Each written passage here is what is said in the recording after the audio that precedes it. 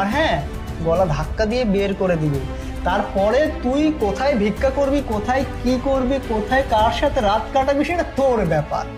তুই তো আর আমার বউ থাকবি না, কারণ সেই ব্যবস্থাটা করেই আমি তোকে বিয়ে করে দিয়েছি। আরে যা করছো না ভালোই করছো। আসলে আমার কষ্টটা কোথায় হচ্ছে জানো? কষ্ট হচ্ছে যে আমি তোমার মতো একটা মানুষকে আমার জীবনসঙ্গী হিসেবে বেছে নিয়েছি। তুমি আমার সহায় সম্পত্তি নিয়ে নিয়েছো, আমার তাতে কোনো কষ্ট নাই, দুঃখ নাই। তুমি একটা প্রতারক, এটা জেনে আমার খুব খারাপ লাগছে। কথা কম বল আর বের হ। হ্যাঁ দাঁড়াও, আমি বের হয়ে যাচ্ছি। তুমি যদি আমার সহায় সম্পত্তি নিয়ে সুখে থাকতে চাও, ভালো থাকতে চাও, থাকো, আমার তাতে কোনো সমস্যা নেই। উপরে একজন আছে, উনি সব দেখছে।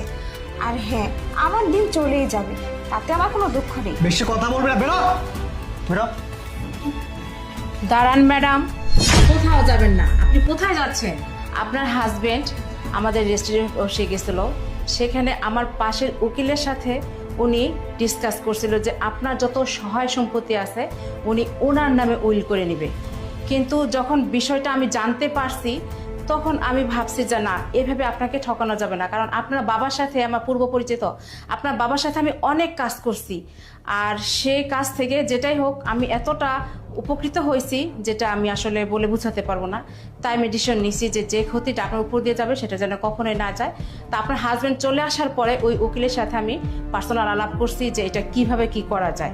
সেক্ষেত্রে উনি আমাকে বলছে যে আসলে যে আপনার যে সম্পত্তিটা বা আপনার বাবা যে উইল করে গেছেন, এটা যদি আপনার পুরাপুরি আপনি বেঁচে থাকতে যদি কাউকে না দেন, যদিও সেই সম্পত্তি যে কেউ জোর করে নিতে চায় সেটাকে কখনোই পারবে না, এটা সরাসরি এতিমখানায় চলে যাবে।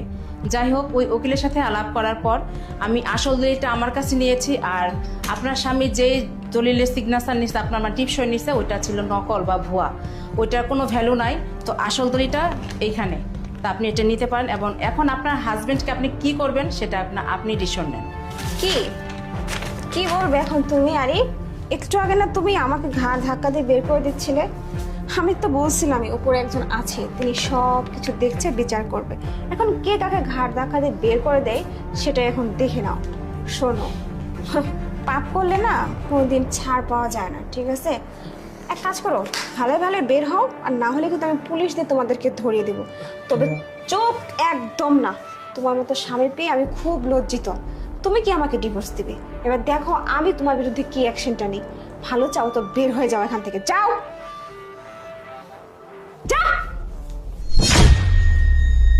ম্যাডাম, আপনাকে অসংখ্য ধন্যবাদ যে আপনি আমার বিপদে এইভাবে পাশে এসে দাঁড়িয়েছেন।